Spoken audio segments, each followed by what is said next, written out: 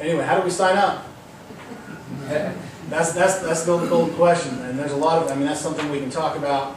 I want to run, I mean, if this gets approved, we want to run an ad for a couple weeks and have something maybe on a cutout, something similar to this in the paper, where they can cut this out and bring it into the power company and show that they have something signed stating that they have agreed to do this.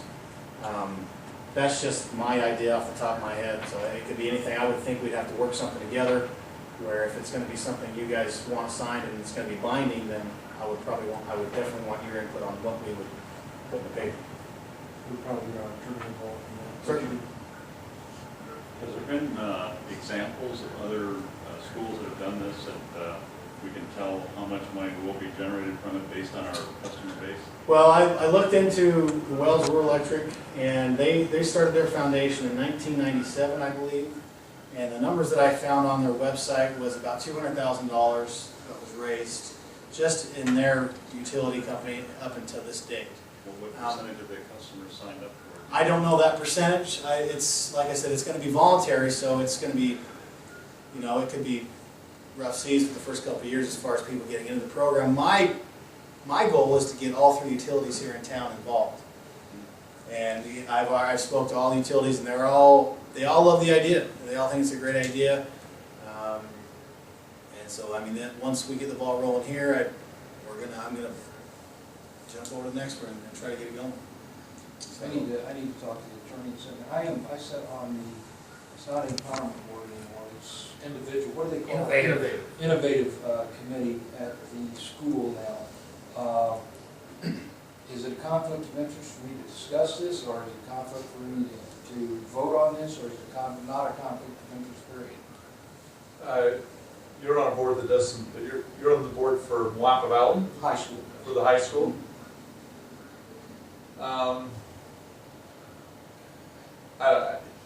Again, when we're talking about conflict of interest, you have two ideas. Either it's a conflict or you want to avoid the appearance of impropriety. If you are specifically on a board that can do what? I mean, if you're on a board that deals with education, what specifically is your board? Our board deals with We make decisions about the school as a whole. It's something that we share authority, and they make suggestions about different procedures at school, and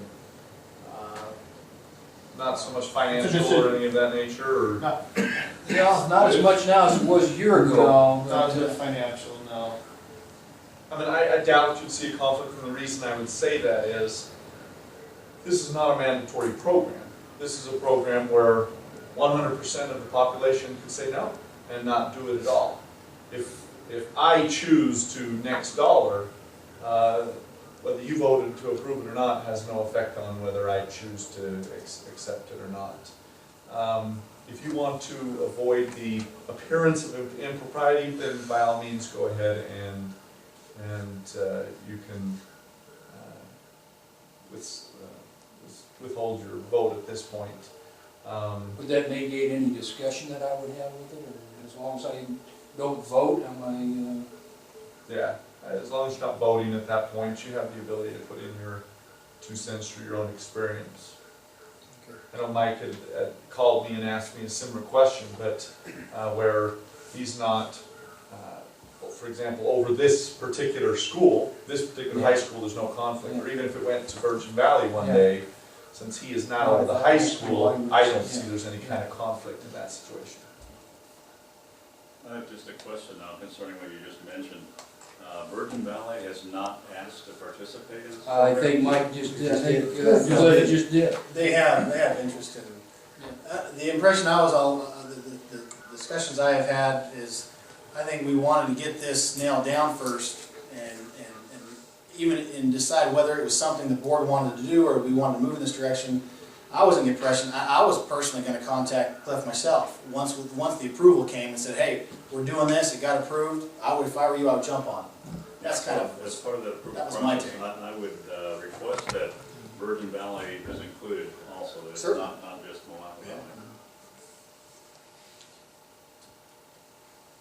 Question, are you looking at creating a foundation, or are you looking at running it through the school?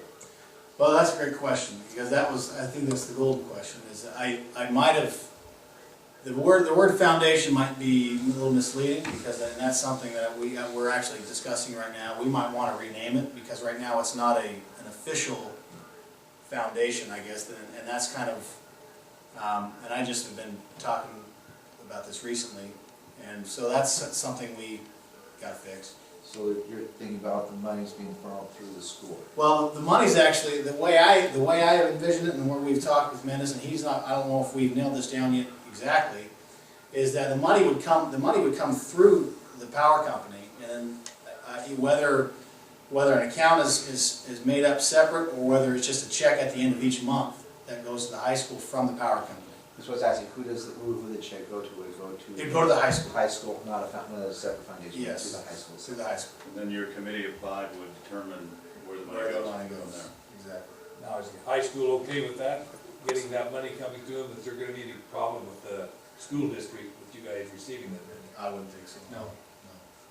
I would think one consideration you want to keep in mind, that you may want to run it through an alumni or a association outside of the Clark County School District, because if it goes into Clark County School District funds, you will lose control of that money. That's what I was going to say. That money automatically becomes, just like any money you raise, Sure. with the candy money, all that kind of money. The kid who comes to my front door, and the 5 that sold me their little cards, that money technically belongs to the Clark County School District, and they can, and have in the past at times drawn that money and used it for whatever else they wanted to use it for. So as you develop this, you may want to think about developing some kind of a alumni association, a athletic foundation, or something where that money is funneled into that foundation, and then those individuals could decide where that, with your athletic. That's just a thought. Yeah, there needs to be assurances that people that do donate through this, that the funds are used for this purpose and this purpose only, that Clark County School District doesn't funnel it around and funnel it away for whatever other purposes. Student activity funds have been used not only within the school for things that, other than it was raised for, it's been used in other schools. They have drawn it from one school to another. They don't do it on a general basis, but it has happened. So you might want to think about that. And I think that's something you have to really look at before we get too far advanced in this. We make sure when that does start implementing it, that the funds go in the right place. For Virgin Valley, who would Cliff get in touch with? You mentioned the person's name you were going to contact? I think Cliff would probably want to contact these guys.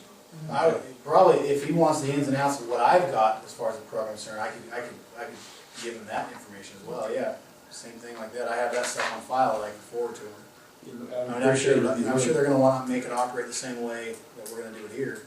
Yeah, I'd appreciate it if you'd do that. And I assume that would be a whole lot easier for Overton Power District that's being operated the exact same way. Since you saw that in Wales, how did they do it? How did they funnel that money?